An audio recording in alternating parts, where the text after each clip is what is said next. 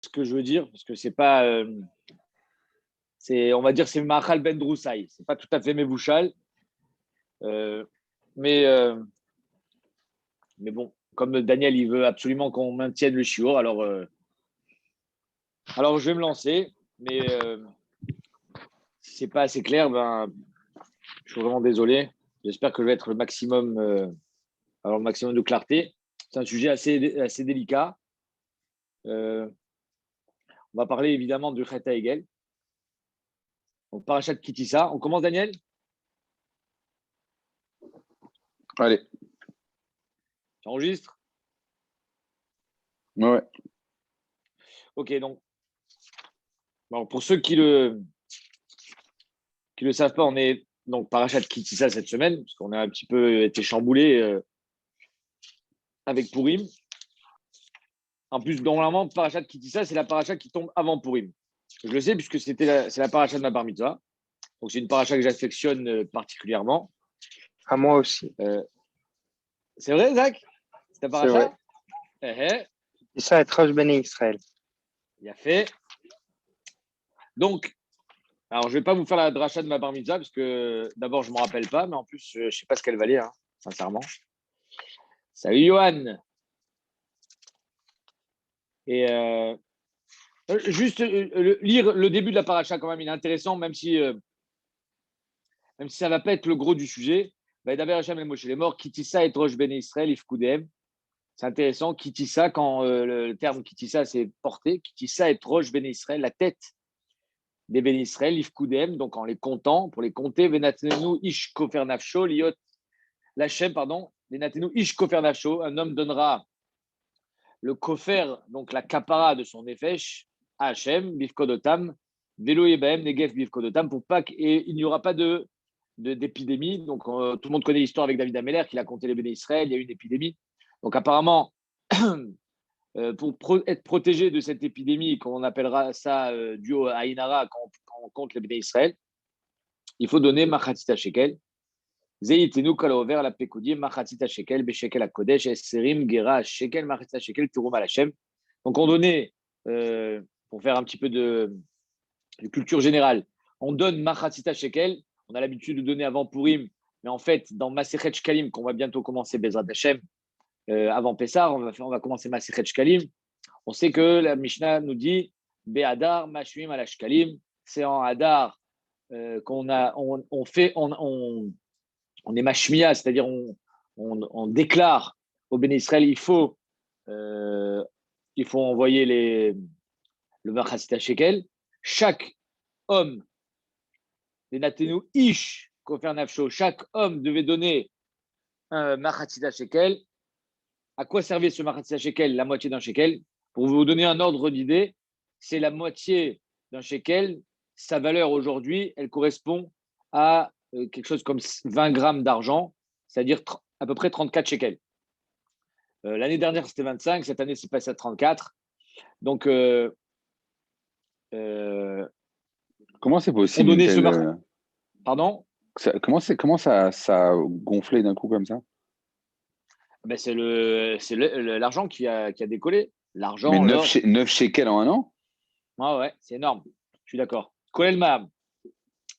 Et bref, on donnait cette valeur. Ça servait à acheter les corbanotes. On verra ça dans Masechet Shkalim. Très belle Masechet, même si c'est un peu compliqué au niveau technique, parce que c'est du Yerushalmi. Et malgré ce qu'on pourrait penser, le Yerushalmi, c'est plus de l'araméen que le Babli. Donc, on verra ça, Bezrat Hashem, bientôt. Donc, on verra qu'avec cet argent qu'on récoltait de tous les béné Israël, on avait tout le mois de Hadar pour le récolter, pour qu'en Nissan, qui s'appelle Rosh Chodashim Lecholche Hashana, on puisse commencer à acheter les corbanotes avec la nouvelle récolte d'argent. Donc, ce Machatzita Shekel sert à payer les corbanotes de tous les jours au Beth Amikdash, ceux qui sont Korban Tzibour, c'est-à-dire le Tamid Shel Shacharit, Tamid Shel Ben Arbaim, et bien d'autres corbanotes, évidemment, tous les corbanotes Tzibour qu'on faisait pendant les fêtes. Tout ça a été payé avec l'argent des béné Israël. Et donc, c'est pour ça qu'il y a marqué Ish Kofer Nafsho, c'est le Pshat Pachout, qu'en payant c'est les corbanotes, évidemment, j'atteins une kapara, je m'acquiers une certaine kapara parce que je participe au korbanot de tous les jours. Ce qui est intéressant de souligner, c'est quand même sur Khatsi Shekel. On ne voit pas vraiment pourquoi Khatsi Shekel. Pourquoi tu ne donnes pas plus? Quelle est la kavana de donner d'Afka la moitié d'un shekel? Pourquoi pas un shekel entier? Il serait bon aussi de souligner que la Masachet dans Megillah, il y a marqué Mefourash, comme quoi pardon, j'ai enlevé la caméra, voilà. Comme quoi à Purim, on a été sauvé grâce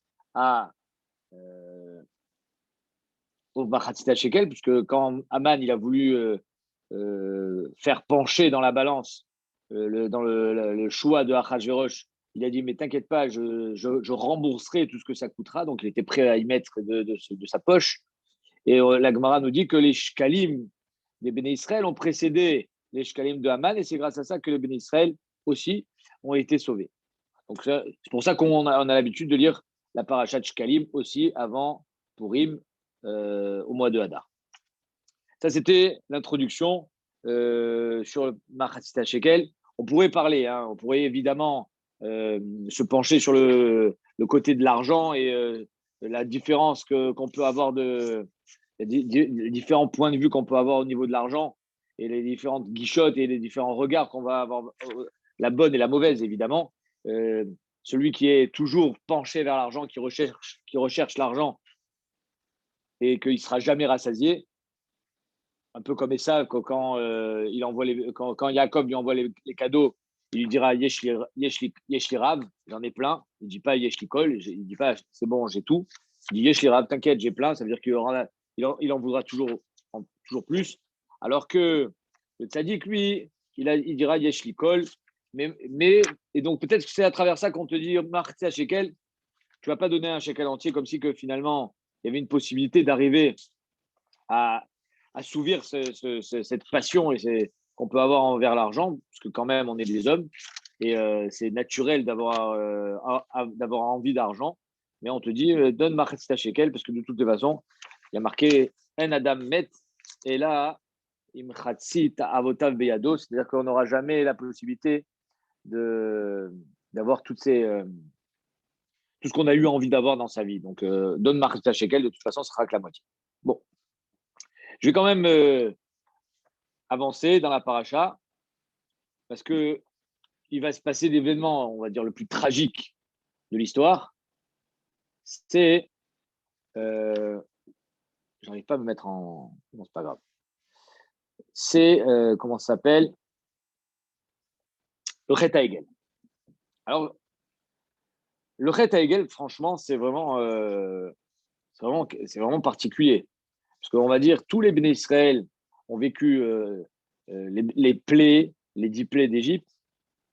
En plus, il y a eu déjà une sélection en Égypte, puisque Makat Rocher, il y a 4/5, je ne sais pas si vous imaginez, 4/5 des Béné Israël qui meurent, 80% des Béné Israël qui trouvent la mort pendant Makat Rocher. Qu'est-ce qui se passe? Et donc finalement, c'est la crème qui sort, c'est les bons. Ils arrivent dans le désert, il y a le Kriyat Yam-Souf, et après ça, Matan Torah, et après ça, Chet HaEgel. Donc on a en droit de se poser quand même quelques questions et se dire, mince, qu'est-ce qui s'est passé? Comment on a pu passer de tout en haut à tout en bas? Alors je vous lis la paracha, et vous allez dire, on va essayer de comprendre un petit peu ce qui s'est passé, parce que c'est quand même une question qui tracasse tout le monde. Comment les Béné Israël ont pu faire un truc pareil, un veau d'or, Avodazara, sachant que le premier des commandements, quand même, c'est Anochi Hashem, lo Yelecha. Donc, c'est la base. On est tous d'accord. La Avodazara, c'est la base du Klal Israël. Kadosh Baruch Hu, il te met en garde, fais attention, tu ne fais pas Avodazara. Alors, Vaïten, il y a marqué dans la paracha, Vaïten el Moshe kechaloto le daber ito be'ar Sinai shne luchot ha'edut. De dire que c'est Avodazara, c'est quand même un pirouche, ça. C'est pas le pshat. Ok, on va voir. Alors, on va lire la paracha. Yalla. Allez. Vaïten el Moshe, je suis donc Perek Lamed Aleph Pasuk Yutret. Vaïten el Moshe Kechaloto le Daber Ito Be'ar Sinai Shne Luchot Haïdout Luchot Even Ketuvim Be'etzva Elokim. Donc il lui donne ce qu'on appelle les tables de la loi. Vayar Aham Ki Boshesh Moshe. Et voilà que le peuple voit Boshesh Moshe que Moshe Rabbeinu tarde. La Redet Minahar, de descendre de la montagne. Vaïkael Aham à la Aaron, ils se sont réunis sur Aaron, donc ils ont fait pression. Vayomru Elav Kum Aselanu Elohim, fais-nous un Dieu. Asher Yelchou Lefanenu, qui ira devant nous, qui disait Moshe Aish Asher Elanu Meret Mitzrayim, parce que Moshe, l'homme qui nous a fait monter d'Eretz Mitzrayim, Lo Yadanu Ma'ayalo. On ne sait pas ce qui s'est passé avec lui, donc tout le monde connaît les Midrashim, que le Satan, il leur a fait montrer la mita de Moshe Rabbeinu, que ça, d'un coup les cieux se sont assombris. Ils ont compris qu'il y a quelque chose qui s'est passé, ils se sont dit, ça y est, Moshe est mort. Donc il nous faut maintenant un nouveau guide. C'est le pshat. Hein. Tu es d'accord avec moi j'ai oublié ton nom. Comment il s'appelle? Rabbi Yohan. Yohan. Rabbi Yohan. Rabbi Yohan. Tu as oublié le Rabbi. Pardon, excuse-moi, Rabbi. Dis-moi. Ouais. Qu'est-ce qu'il cherche là? Aselanu Elohim, c'est quoi? C'est pas Vodazara? C'est Nishma Kacha. À part ça, d'un autre côté, tu as raison. Il y a marqué Asher Yelchou Lefanenu, qui zé Moshe Aish Asher Elanu Meret Mitzrayim, Lo Yadanu Ma'ayalo. Donc on a l'impression qu'ils ont quand même besoin d'un guide. Mais la Vodazara, ça peut évidemment, comme toute divinité, te servir de guide. Ok. Vayomer Alehem Aaron, Parkoun Izme Azahav, Asher Beozne Neshechem, Benechem, Vnotechem, Ve'aviu, Elai. Donc il lui dit, amenez-moi des bijoux. Donc Aaron essaye de les dissuader. Il parakou, Kolaam, et Nizme Azahav, Asher Beozne, Ve'aviu, Aaron. Il n'y a rien qui va les dissuader. Ils vont mettre la main à la poche. Ils vont réunir toutes leurs richesses pour pouvoir permettre donc cette action qui s'appelle le Egel Azav. Vaikach mi Adam, Vayatsar Oto Bacheret, Vayasu Egel Masecha. Intéressant ce terme, Egel Masecha, un masque. Alors Rashi dit Egel Masecha, c'est Matechet. Et d'ailleurs le Unkelos aussi il traduit comme ça, Egel Matecha. Donc Masecha ici veut dire un Egel de matière comment dire, en métal. Vayomru ele Elokecha Israël, ele Elohecha pardon Israël, Asher Elucha Meret Mitzrayim. Ils ont dit voici ton Dieu Israël, Asher Elucha Meret Mitzrayim qui t'a fait monter d'Égypte. Vayar Aaron Vayven Mizbeach Lefanav, Vayikra Aaron Vayomer Chag Lashem Machar. Donc Aaron essaye de gagner du temps. Demain on fera un Chag pour Hachem. Donc on a l'impression quand même qu'ils essayent de lier Hachem avec ça. Celui qui t'a fait monter d'Égypte. Ils sont encore en connexion avec Akadosh Baruch Hu, on est d'accord? Pour l'instant, apparemment, hein, quand on lit le pshat, à part le fait qu'il y a marqué Aselanu Elohim, mais on pourrait très bien expliquer que Elohim, les Dayanim aussi s'appellent Elohim. Donc, ça peut être des guides spirituels, sans pour autant parler de Avodazara. Le fait de faire une statue, alors là, ça sera Egel Masecha, ça va être problématique, on est sûr. Mais en tout cas, Vayashkimu mimachorat, vayalu olot.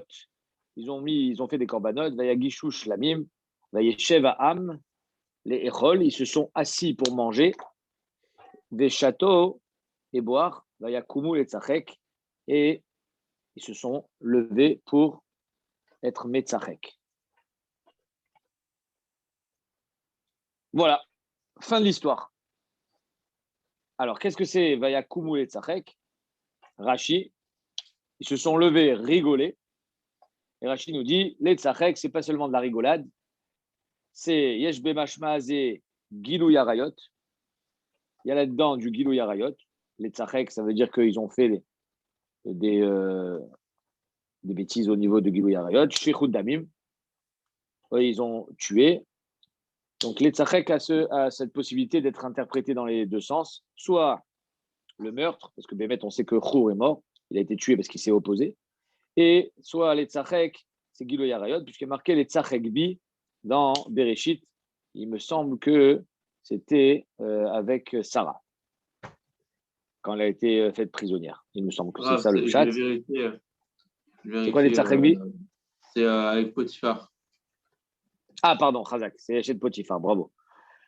Quand Eshet Potiphar, elle dit ton Eved, il a voulu abuser de moi, les Tzachekbi. Donc on voit que les Tzachekbi, c'est.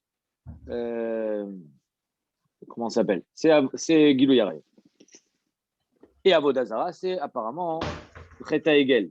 Donc ils ont fait les trois choses. Mais c'est dans Ishmael qui dit Metzachek, on dit sur Ishmael, non? Ça, mais Tzachek dans Ishmael, c'était la chaîne de. C'est les trois. C'est les de trois. Shfir- Rachid donne les trois, non? De Shfichut Damim. Là-bas, dans Ishmael aussi, on dit Shfichut Damim. Je me rappelle qu'il ramène les trois, non? Dans les Tzachek de Ishmael. Ouais, si je me souviens bien, il ramène les trois. Bon. Bizarrement, ici, Rachid ne ramène pas le Metzachek de Ishmael. Tu as raison, j'entends. J'entends ce que tu dis. On ramène un autre Metzachek. Il y a aussi le Metzachek de Rivka et Yitzhak. Quand Paro, il les a vus être Metzachek. Il a dit, ah, vous êtes ensemble, en fait. Et à ce qui paraît, ils étaient en train de. Des trucs. Attends, tu sais quoi? Je vais vérifier. Rachid nous donne la référence et on va voir à quoi elle fait allusion. La tête avec la tête. Donc, Jérémie nous dit que c'est avec Yosef. Les tzachek de Yosef. Une seconde. La tête Yudzaïn. Oui. Voilà. J'ai pas l'impression. Hein. Oh, ah oui, c'est ça. La tête Yudzaïn, il y a marqué Vatedaber Elav Kadvarim Aele, les morts Ba Ela Yaeved Aivri Asher Eveta Lano les tzachek bi. Ok, donc c'est l'histoire de Potiphar. Ensuite, c'est marqué au sujet de Ishmaël. Sarah Shmuel Betachoel, ok. Aïssa Moshe, Misham, pardon.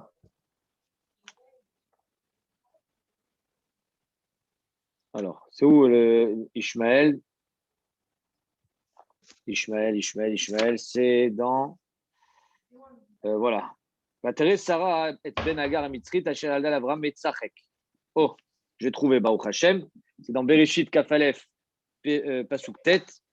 Thérèse Sarah et Ben Agar, Ishmaël, à Mitzrit, Asher Yaldal Avram Metzachek. Il rigole. Viens, Rachid nous dit là-bas. La Shon Avodazara. Il y a Kumul et Tzachek. Donc c'est l'inverse, Daniel. Rachid là-bas, il fait référence à notre Pasuk à nous. La Shon Gilou Yarayot. Les Tzachek Bi. Davaracher, la Shon Retzicha. Donc il y a les trois. C'est très manienne. De notre côté, peut-être parce qu'il y a marqué là-bas que c'est pas marqué les Tzachek Bi. Marqué Metzachek.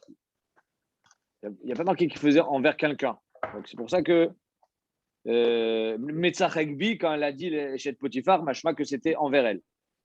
Donc il y a plus de machmaout là-bas que dans le Metzachek de Ishmael. Ok, on s'arrête là avec le Metzachek et on va essayer de comprendre un petit peu ce qui s'est passé avec les Ben Israël au Chet HaEgel. Johan, tu as quelque chose à dire? Johan? Rabbi Johan, pardon. Ah, ça y est. Maintenant, j'écoute. Vas-y. Non, pas de remarque à faire. Non, tu supposais tout à l'heure que ce n'était pas vraiment un Vodazara. Qu'est-ce qui te fait dire ça? Bon, chacun a écouté 1 milliard de Pirushim par rapport à un truc, mais il y a un passouk après plus loin où il dit, où les bénis Israël disent El Elohecha Israël. Ça veut dire le Elohim Israël, il reste toujours en place. Ça veut dire qu'il y a toujours un Elohim Israël, c'est toujours le même. Seulement, il y a le Ele. Ele, ça veut dire maintenant, ils l'ont matérialisé. Ça veut dire ils avaient un Elohim Israël, ils ont toujours ce Elohim Israël, parce que le moussak de Elohim Israël, ils ont utilisé encore ce mot-là, Elohim Israël. Seulement, ils l'ont montré à ce moment-là. Voici. Voilà. C'est la suite du passouk. Vaïdaber Hashem el Moshe, lech red ki shechet amcha Israël, asher elicha el etameret Israël. Donc, Hachem, il dit Mefourash à Moshe Rabbeinu, ils ont fauté. Kishichet amcha. Sarou ma'er minader, ils se sont éloignés du chemin, Asher Tzivitim, que je leur ai ordonné. Donc, c'est Mefourash qu'ils ont fait Avodazara. Sinon, quel est le problème? Asulaim Egel Masecha, ils ont fait un veau en Masecha. Vaishtachavulo, Vaisbechulo. Ils sont prosternés, ils ont fait des korbanot. Vayomru ele Elohecha Israël, Asher Elocha Meret Mitzrayim. Ok, la suite, là, tout le monde la connaît. Moshe Rabbeinu Voilà. descend. Ce que tu viens de dire, ça renforce encore plus. Parce qu'il ne dit pas seulement Elohe Israël, Asher Elocha Meret ça Mitzrayim. voilà, ça veut dire qu'il t'a sorti d'Égypte. Ça veut dire qu'ils sont toujours dans le même Dieu. Ça veut dire qu'ils n'ont pas changé Bravo. de Dieu. C'est pas une Avodazaro, ils ont changé de Dieu. Bravo. Voilà le Dieu d'Israël qui t'a sorti d'Égypte. Ça veut dire que c'est Ok. pas notre Dieu. J'entends, très bien. Alors, on va essayer de comprendre. Vous savez que moi, dans les réponses, comme tu as dit, des milliards de réponses, il y en a qu'une seule qui m'a satisfaite. C'est une réponse qui était écrite et donnée par le Bet Alevi. Bet Alevi, c'était le papa, le père de Reb Chaim de Brisk. Et il a donné la réponse suivante. Je vais vous faire rapide. Il a dit qu'il pose la question comment les Bénis Israël, du haut de leur madriga, ils ont pu tomber si bas. Comment un homme qui a vécu tous les miracles en Égypte, Kriyat Yamsouf, Matan Torah, il peut se permettre de faire Vodazara? Comment c'est possible?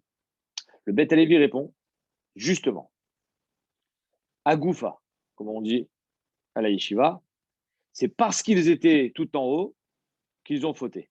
Ça veut dire quoi? Quel est le problème d'être tout en haut? Il dit le Bet Alevi, en fait, eux, du fait qu'ils avaient atteint une Madriga Eliona, ils ont compris qu'il leur fallait un réceptacle pour accueillir la Ashrat Ashrina sur terre, ce qui va être donc les prémices du Mishkan. À la fin, il y aura Bémet un tzivouï d'Akadosh Bokhu de faire un Mishkan pour que le comment ça s'appelle, que la Ashrat Ashrina, qu'Akadosh Bokhu puisse résider parmi nous. Et eux, ils l'ont compris d'eux-mêmes. C'est qu'ils ont compris la mitzvah avant que Hachem leur donne. C'est la raison pour laquelle on ne peut pas leur reprocher, mais quoi, vous étiez tellement haut et vous avez fait une bêtise pareille, mais c'est pas digne de vous. Mais au contraire, c'est parce que j'étais haut que j'ai fait cette bêtise, parce que je pensais que je faisais le bien. C'est-à-dire qu'ils étaient l'ishma dans leur démarche. Donc le Beth Alevi demande, alors c'est quoi la faute? Shichet amcha. Pourquoi shichet? En quoi il a fauté? C'est pas une faute, ils ont fait ça l'ishma. Le tirous du Beth Alevi est que la mitzvah d'un homme doit venir de haut en bas. C'est-à-dire que c'est Akadosh Bokhu qui te donne un tzivouï et après toi, tu réponds à ce tzivouï et tu vas appliquer l'ordre divin. Là, ça a été l'inverse. C'est-à-dire qu'il n'y a pas eu de tzivouï d'Akadosh Bokhu, c'est moi qui ai imposé, entre guillemets, ma havana, ma compréhension. Et c'est un peu ce qu'on avait déjà dit dans Parashat Mishpatim. Dès qu'un homme il a une havana personnelle dans la chose, alors à ce moment-là, il peut se détourner du droit chemin parce qu'il va avoir une mauvaise havana, puisque ça restera une havana humaine et non divine. Donc c'est pour ça qu'il y a marqué Vayakumu letzachek. Bassov, ça c'est mal fini. Peut-être qu'à la base, la démarche était bonne, mais finalement, ça c'est mal fini. Vayakumu letzachek, avodazara, gilu yarot et shfichut dam. Une petite parenthèse quand même, un petit clin d'œil, parce qu'il y a marqué Vayeshev Aham le'echol ve'chato. Ils se sont assis pour manger et boire. Vayakumu letzachek. C'est quand même extraordinaire qu'on est en pleine sougia on vient de finir la sougia de Shinui Makom. Quelqu'un qui est en train de manger ne se lève pas de table avant d'avoir fait bracha charuna. Et là, il y a marqué Mefourash qui se sont levés. Vayakumu letzachek. On a posé la question dans le shiur, quel est le problème de Shinui Makom? J'ai fait une bracha. La bracha, c'est entre moi et le ma'achal. Pourquoi ça devrait dépendre de mon makom?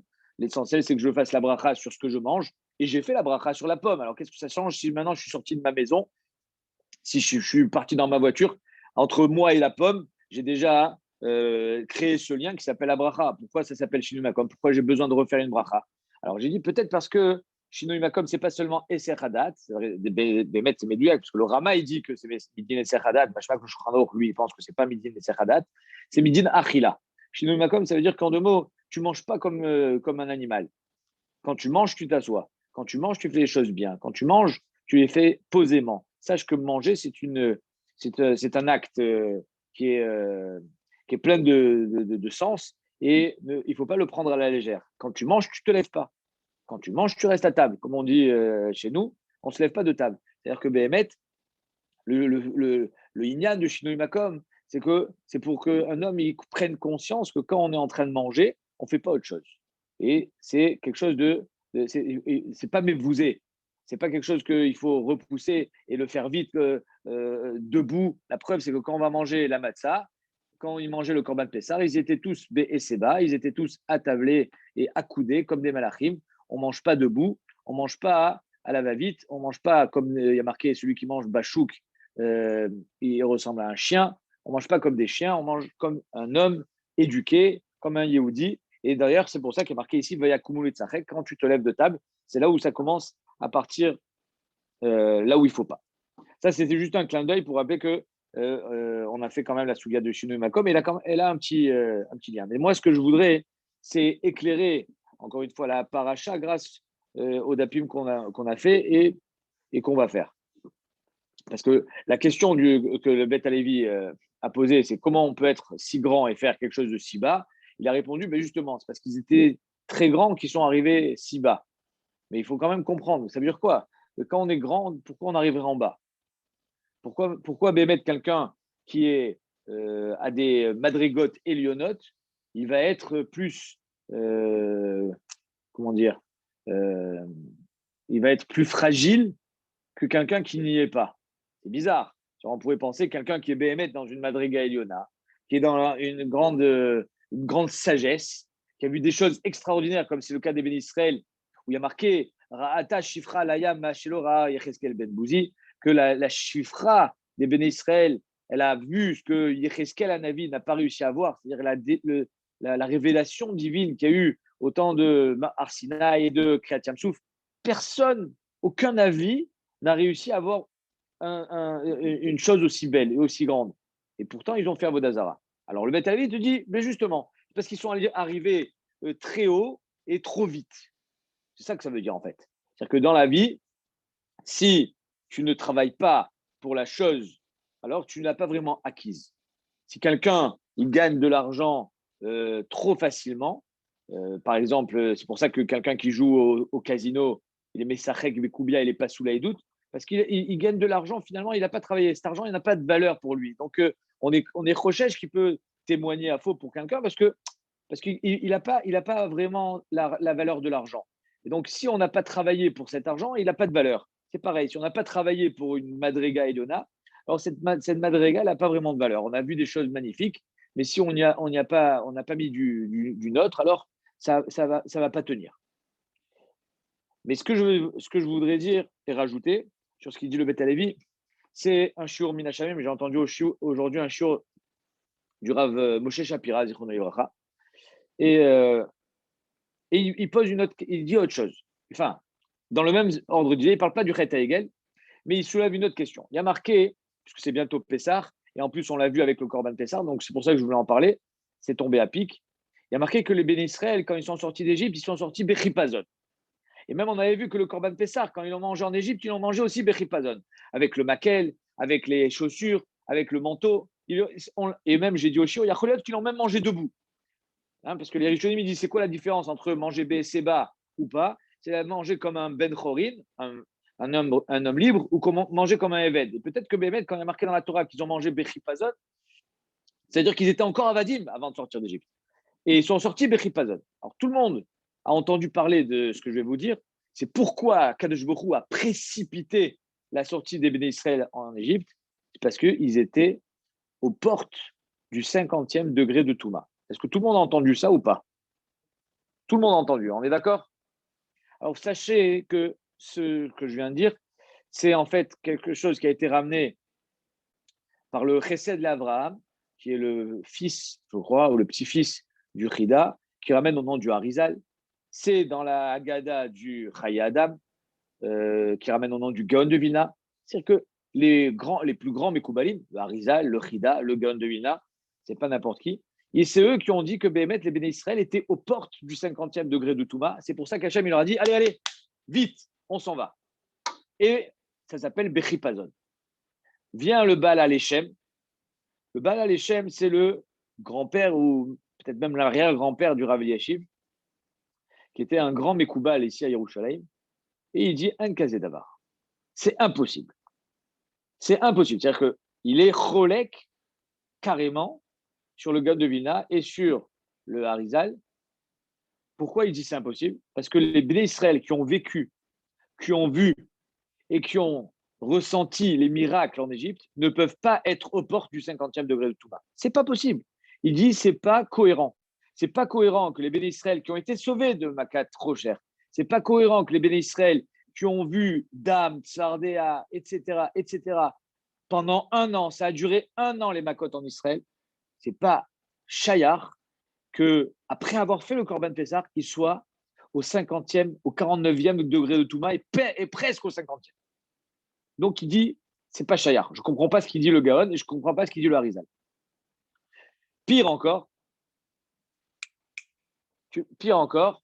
il dit que le 50e degré de Touma n'existe pas. C'est-à-dire que le 50e degré de Kdusha, ça serait Olam Haba. Comme ça, il y a marqué dans les Sfarim. Mais le 50e degré de Touma n'existe pas. Parce qu'en fait, il explique que la Touma et la Tahara, comment dire, c'est un peu comme un vase, comment ça s'appelle, un communicant.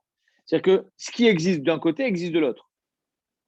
Et donc, on monte dans les degrés de Tahara jusqu'à arriver à ce qu'on appelle le 50e degré de Tahara et de Gdusha. Et le 50e degré de Touma ne peut pas avoir d'équivalent parce que ça, le 50e degré de Tahara et de Gdusha, ça veut dire qu'en deux mots, on a atteint la perfection. Et il n'y a pas d'équivalent de l'autre côté.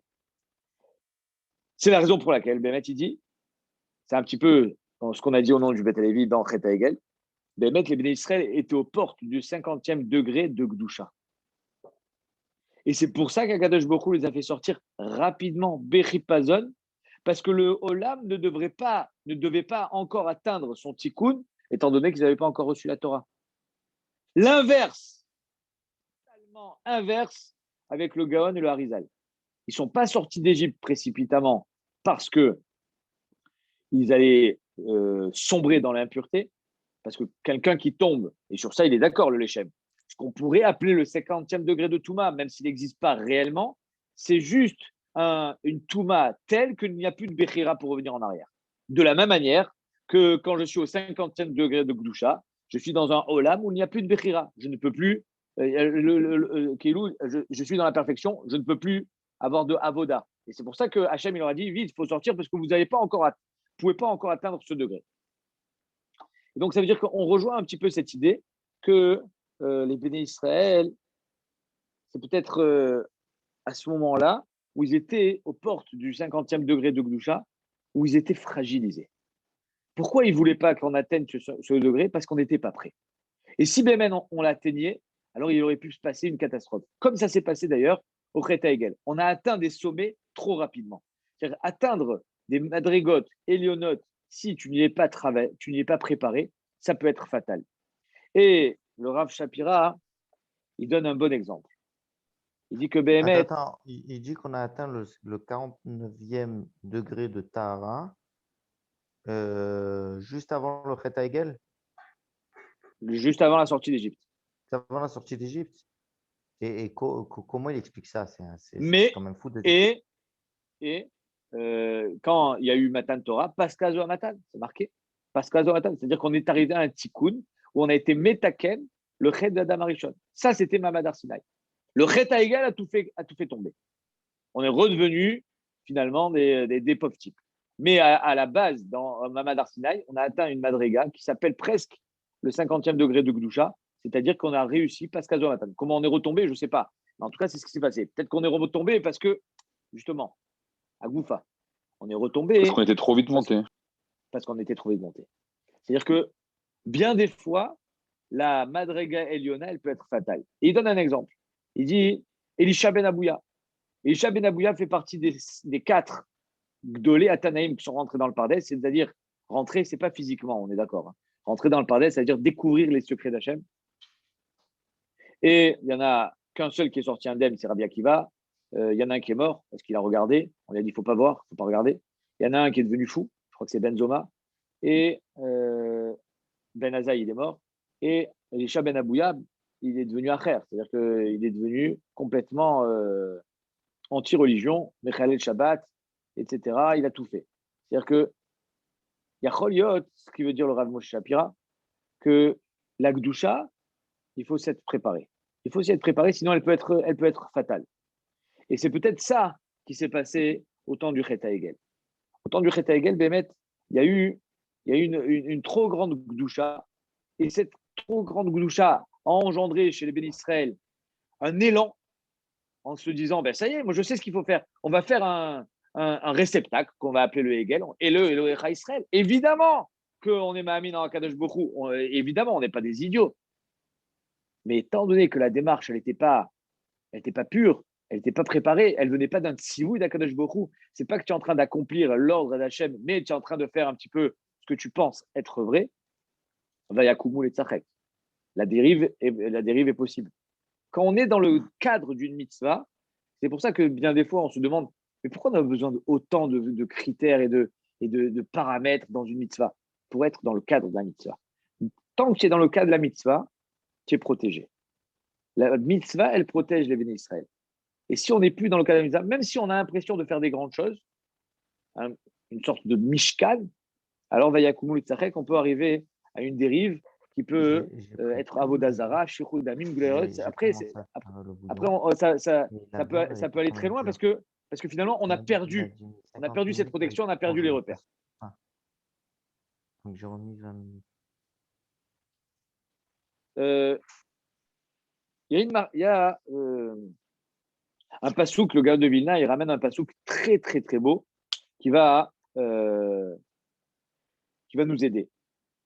Il y a marqué Kol poale Hashem les Mahaneu, c'est un pasouk dans Mishlé, Vegam la Racha Yomra.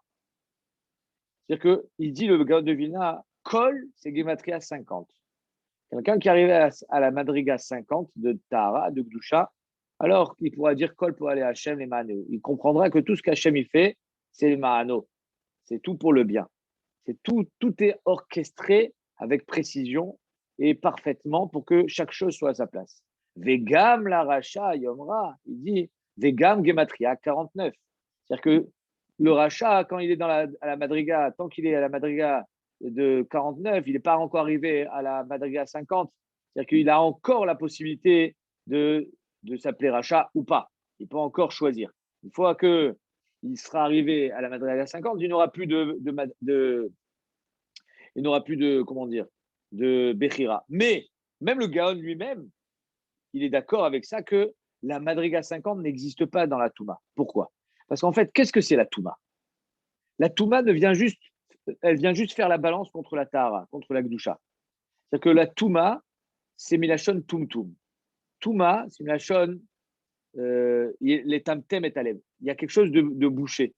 Il y a quelque chose qui fait obstruction, qui nous sépare de la chose. C'est-à-dire qu'il y a une chose ici qui nous fait barrage. Comme c'est imperméable. Voilà, le tum-tum, c'est quoi? C'est un être où on ne sait pas si c'est un homme ou une femme, parce qu'il y a une pellicule sur ses parties génitales qui le couvre et on ne sait pas si c'est un homme. C'est ça un tum-tum. Et la touma, c'est le même terme, c'est-à-dire qu'il y a quelque chose qui nous sépare. Alors que la tahara, dans le Targum, c'est tsoar. Tsoar, c'est Milachon tahara. Tsoar, c'est quoi? Tsoar la teva, c'est de faire une fenêtre. La tahara, c'est justement ouvrir une fenêtre, avoir une certaine vision. Et le Rav Shapira, il explique, il dit que Béhémet, la touma, le rat, le mal, il ne fait que balancer contre le bien. C'est-à-dire que c'est un peu ce que tu m'as dit la dernière fois, Daniel. Et en fait, tu as repris ce que j'avais dit, que je ne comprenais pas pourquoi il y a des gens qui mettaient des pouces vers le bas. Et je me dis, en fait, le pouce vers le haut n'existe que parce qu'il y a le pouce vers le bas. Même si je ne comprends pas pourquoi il y a le pouce vers le bas. Mais en fait, c'est vrai, s'il n'y avait pas le pouce vers le bas, le pouce vers le haut n'existerait pas. Et finalement, c'est exactement la même chose. Akadosh Borou, lui, il est kulotov. Mais pour que tu arrives à comprendre qu'il y a du bien, alors de notre côté, il faut avoir la possibilité aussi qu'il y ait du mal, qu'il y ait de la touma. Et donc, la touma n'a pas de raison d'être be'etzem. La touma, elle vient juste rééquilibrer. C'est-à-dire que le gam, c'est quoi? Des gam charbona zachor leto, on a dit à Purim. On l'a tous chanté. Vas-y, les gam charbona zachor leto. Charbona, c'est celui qui a dit, ah, monsieur le roi, mon maître, il y a une potence, pendant Aman. Est-ce que Charbona, il était sadique? Non, je crois pas. Est-ce que C'est une Charbona, il avait des balance. bonnes intentions? Hein? C'est la balance. Charbona, c'est Vegam. Vegam Charbona Zachor Letov. C'est-à-dire que le Vegam, il dit le Ramoshe, Kol, c'est le Tachlit, c'est Kol. Le Vegam n'a pas vraiment d'existence. C'est aussi Vegam. Vegam la Racha. C'est-à-dire qu'en fait, il n'a pas vraiment de raison d'être, c'est juste qu'il accompagne, il est Vegam. C'est-à-dire qu'il y a le bien, mais il y a Vegam, il y a aussi le mal, il y a aussi la Touma. Et donc, à travers ça, hein, il explique que il ne peut pas exister 50 degrés de Touma. Parce qu'il n'y a pas le Vegam qui accompagne le 50e degré de Tara, parce que c'est l'arrivée. C'est comme si en fait, on formait une boucle. Il y a la boucle de Tara d'un côté et la boucle de Touma de l'autre, mais on arrive à la même conclusion. Comme il a marqué que Kadosh Baruch Hu, quand il a donné la Torah à Moshe Rabbeinu, il a expliqué qu'avec la Torah, on peut faire 49, on peut arriver à 49 degrés de Tara, mais au 49 degrés de Touma. Mais le 50e, il peut être que Tara, parce que le 50e, c'est le Tachlit. Et donc, c'est pour ça que les Shem, il dit, c'est pas possible qu'on dise que les Béné Israël, ils peuvent arriver au 50e degré de Touma, parce qu'il n'existe pas Be'etzem. Juste, il peut être matérialisé dans la tête en disant, 50e degré de Touma, c'est si Béhémet, on n'a plus le choix, on est tellement enfoncé dans la Touma qu'on n'a plus la possibilité de faire Tchouva et on n'a plus de Bechira. Mais est-ce qu'il existe vraiment? Non, il n'existe pas. Parce qu'il n'y a que le 50e degré de Tara qui puisse exister. Qu'est-ce que je vais expliquer par là? Je vais expliquer par là, c'est qu'on appelle dans la paracha, le Hegel, on l'appelle Hegel Masecha. Et il y a marqué plus loin, L'Otaasu Elohe Masecha. Alors, Rashi et Bémet, pratiquement tous les Rishonim sont d'accord avec lui, que Masecha, ça ne veut pas dire un masque. Mais quand même, c'est quand même frappant. Masecha, c'est un masque. On est d'accord. Quel est le rôle du masque? Le masque, c'est un voile. C'est exactement ce que nous fait la Touma. La Touma, en fait, elle nous voile. La Touma, elle bouche l'accès. C'est comme si que finalement, on n'avait plus accès à quelque chose à cause de cette Touma. Quand quelqu'un est tamé, par exemple, il ne peut plus rentrer au Beth Amikdash. C'est une sorte de Masecha. La Vodazara, elle n'a pas vraiment de Maout. Elle ne vaut rien, la Vodazara. Mais c'est juste qu'elle elle t'empêche d'avancer. Elle fait un voile. Et c'est pour ça qu'on l'appelle Hegel Masecha. Parce que c'est un massar. C'est quoi un massar? Le massar, il existait aussi au Mishkan. À l'entrée du Mishkan, il y avait ce qu'on appelle un massar. Un massar, c'est un écran. C'est-à-dire que c'est ce qui te fait croire à quelque chose, mais en fait, ça n'existe pas. Comme un écran. Quand tu regardes un écran, tu as l'impression de voir un paysage, de voir, par exemple, vous êtes en train de regarder un écran, vous me regardez, mais si ça se trouve, j'existe pas. C'est-à-dire que je suis pas vraiment à côté de vous. On peut regarder des vidéos de quelqu'un qui est mort aujourd'hui, et donc c'est du sheker. Cet écran, il nous fait croire à quelque chose. C'est exactement ça le rôle de la Masecha. Le rôle de la Masecha, c'est de faire croire et de cacher la vérité. C'est comme si que la Touma, elle venait cacher le Hémet. Elle venait elle venait empêcher ce passage vers le Hémet. Et c'est pour ça qu'on l'appelle la Masecha. La Masecha, c'est quand je mets un masque, je ressemble à quelque chose que je ne suis pas. C'est le sheker. C'est ça, le Ta'asu et le Masecha. Au début, je me rappelle, l'année dernière, pile, Parashat Kitissa, j'avais parlé c'était le début du confinement, de la Corona, que avec tout ça, hein, on était maintenant face à nous-mêmes, puisqu'on était, obligés donc de rester à la maison, et on allait peut-être arrêter enfin, j'espérais, de jouer un jeu et de pas être vraiment dans le Hémet, dans nous-mêmes. En fait, je me rends compte aujourd'hui, avec un an de recul, que c'est utopique. C'est-à-dire qu'on est tous, malheureusement, un petit peu dans de la représentation et dans un jeu. Et on a du mal, parce qu'on est Balma des Shikra. c'est la réalité. La réalité dans le monde dans lequel on vit s'appelle Alma de Shikra. Donc, il faut composer avec ce sheker. On ne peut pas l'éviter. De dire que finalement, je vais être maintenant Bahemet à 100%, ça s'appelle déjà le 50e degré. C'est le but ultime. On n'y est pas. On y sera Bezrat Hashem bientôt, mais pour l'instant, on est encore dans la Avoda. Et tant qu'on est dans la Avoda, on est obligé de composer avec le sheker.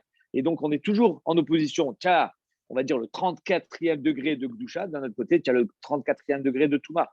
Ils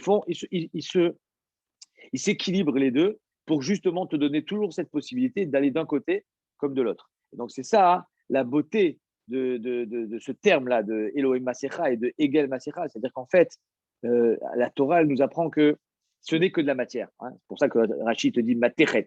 Ce n'est que de la matière. C'est du sheker. C'est Alma de Shikra. C'est que de la gashmiout. C'est rien du tout. Ce ne fait qu'une Masecha. Ce n'est qu'un masque. Quelqu'un, il va mettre un masque. Il va ressembler à, je sais pas moi, il va mettre le masque de Donald Trump, donc il va avoir l'apparence de Donald Trump. On va croire que c'est lui. Oui, peut-être, si c'est un masque qui est bien fait. Mais en fait, à l'intérieur, c'est pas lui. Donc, c'est pareil pour nous-mêmes. Donc, on va se vêtir de masque et on n'est pas vraiment nous-mêmes. À Purim, la voda, c'est de mettre un masque. Parce qu'Akadosh Baruch Hu lui-même, il a mis un masque. Il a été mastir panav, il s'est caché. Et donc, à Purim, c'est d'arriver à travers le masque à voir le Hémet. En 2 mots, c'est la voda de tous les jours. C'est pour ça que Purim, c'est une fête qui perdure et qui perdurera et qui s'étale dans le temps, Beyud Aleph, Beyud Bet, Beyud Gimel, Beyud Dalet, Betet Vav, qu'on peut le lire à plusieurs dates, bien que normalement, si tu n'as pas fait Sukkot, eh ben, tant pis, tu n'as pas fait Sukkot. On ne va pas commencer à faire Sukkot à Hanouka. Si on n'a pas fait Sukkot, il y a des dates pour faire les choses. Et normalement, quand on dit toujours Avar Zmano, Batel Korbano, c'est fini, tu ne peux plus rattraper. Pourtant, Purim, elle va s'étaler dans le temps parce que Purim, c'est une avoda bayom yom, une avoda de voir Akadosh Baruch Hu tous les jours et donc d'arriver à voir à travers le masque. Et c'est ça la beauté de Purim, de voir à travers le sterpani. Mais pour revenir à notre paracha du Chet Hegel, on voit que finalement, les Béné Israël, oui, ils étaient à une grande madriga, oui, Béhémet, on attendait des grandes choses d'eux, mais justement, quelqu'un qui monte sans préparation trop haut, il a gravi les échelons trop vite, alors il est fragile.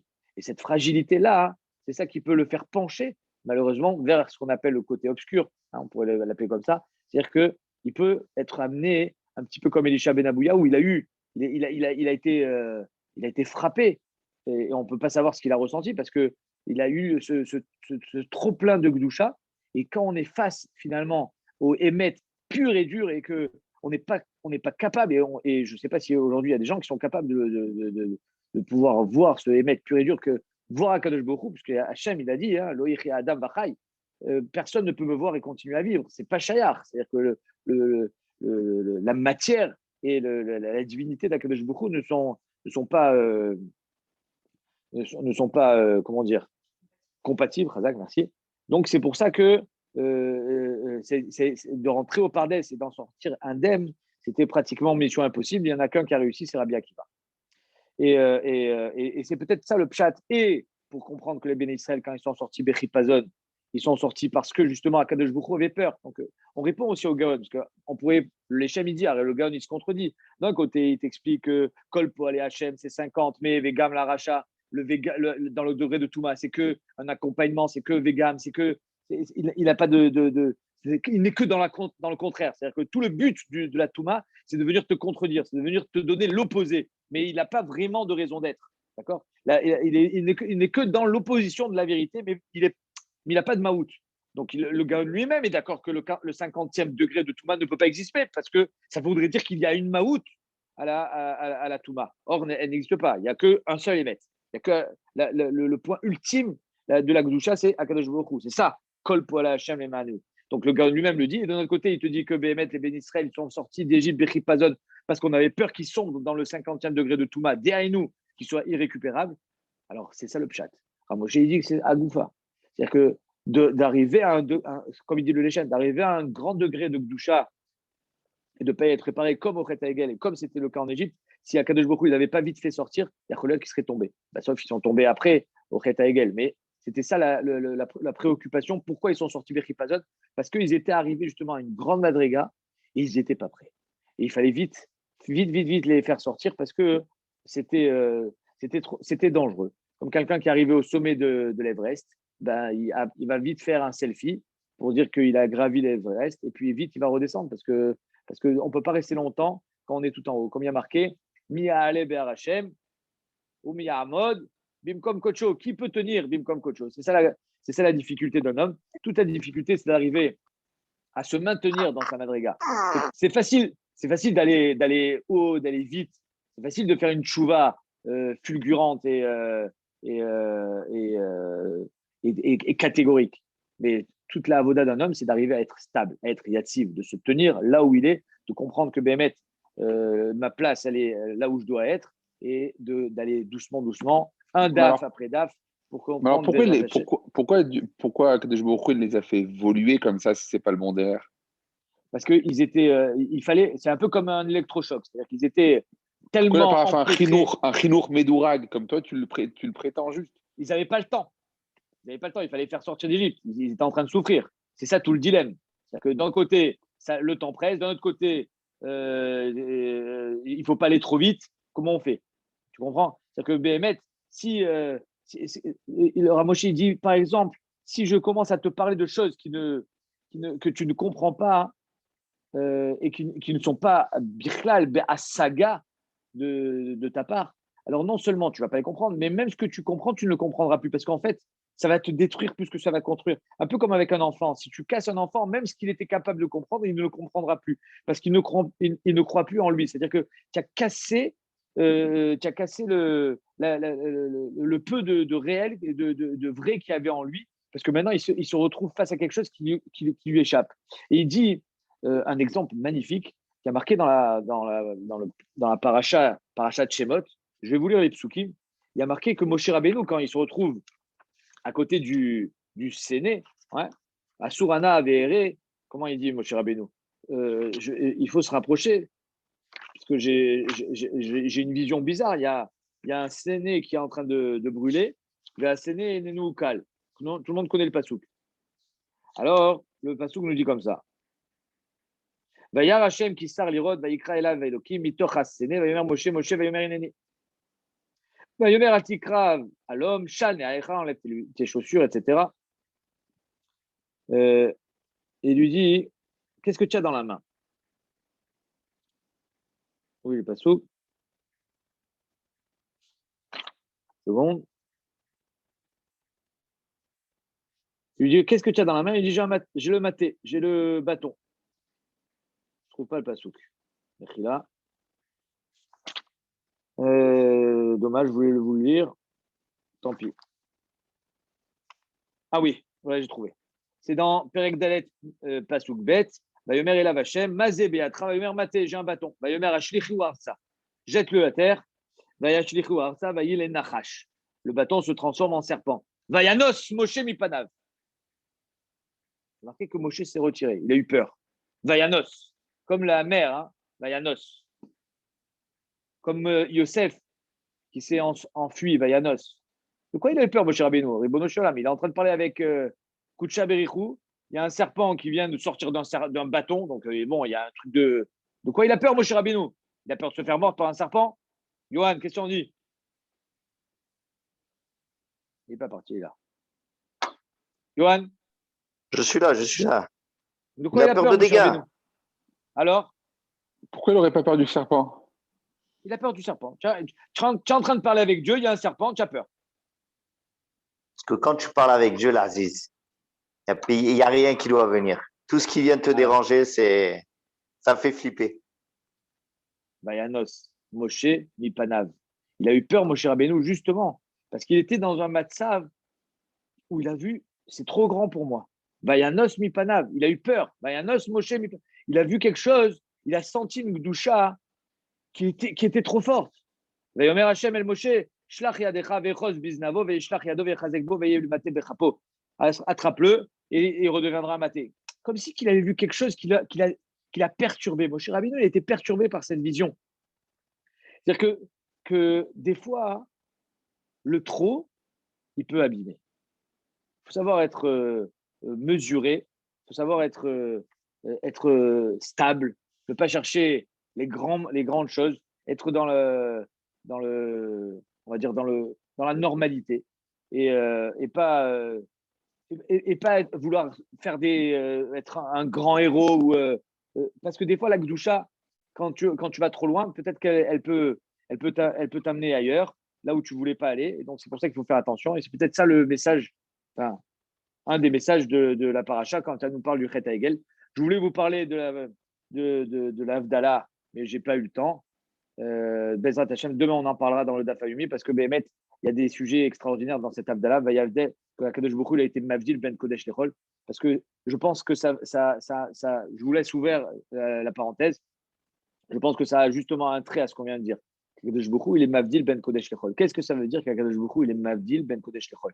Est-ce que ça existe, le Kodesh et le Chol? Qu'est-ce que ça veut dire qu'Hachem, il est Mavdil Ben Kodesh Lechol, ou Ben Tamé les Taor, ou Ben Or les Chocher? Qu'est-ce que ça veut dire qu'Akadosh Baruch Hu, il est Mavdil? C'est, je pense, ici on touche, et on verra ça demain, Bezrat Hashem, on touche à des sujets qui m'échappent à moi-même, et c'est pour ça que je ne voulais pas trop m'éterniser sur ça, que BMS, c'est très compliqué, parce qu'on est Maaseh Bereshit, on n'est pas shoot dans Maaseh Bereshit, qu'Akadosh Baruch Hu, il est Mavdil Ben Or la Chocher.